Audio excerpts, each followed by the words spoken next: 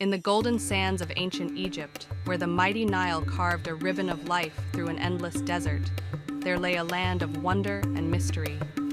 This was a realm where the sun god Ra sailed across the sky in a golden boat, where pharaohs ruled as living gods, and where the secrets of life and death were inscribed in stone.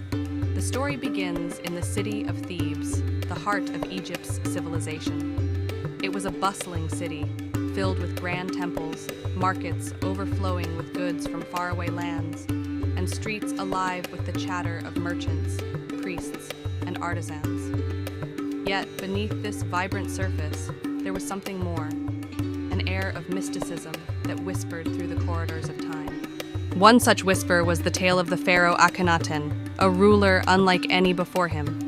Akhenaten was captivated by a vision of a single, all-powerful deity, the Aten, the sun disk. He decreed that all of Egypt would worship Aten alone, abandoning the gods of old.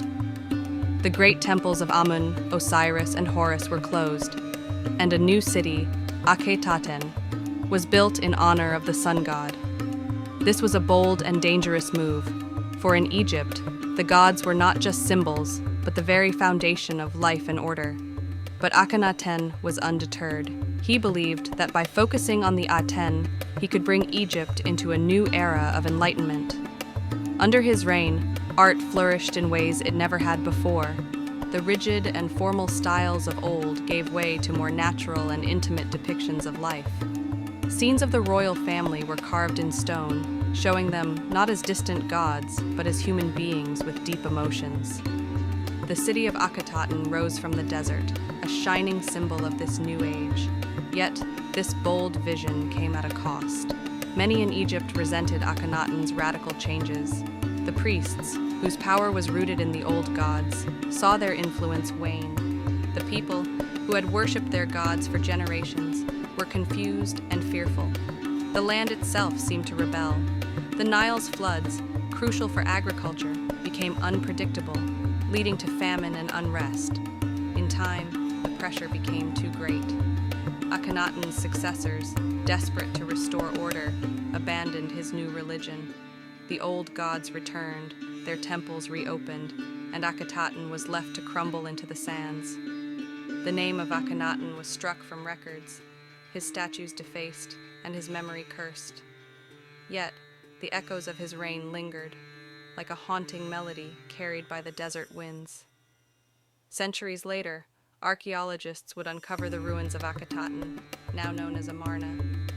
They found the remnants of a city unlike any other in Egypt's long history, a city that had dared to defy tradition, to challenge the gods themselves. The story of Akhenaten, the heretic pharaoh, became one of the most intriguing chapters in the tale of ancient Egypt. In the end, Egypt returned to its old ways, the temples once again filled with the songs of priests and the offerings of the faithful. But the legacy of Akhenaten's dream, the brief flicker of monotheism in a land of many gods, remained a testament to the power of belief and the eternal human quest for truth. As the sun set over the Nile, casting long shadows over the ruins of what once was, the ancient land of Egypt stood silent, its secrets buried deep beneath the sands, waiting to be uncovered by those who dared to look beyond the ordinary and into the mysteries of the past. Thanks for listening. The next one will inspire you.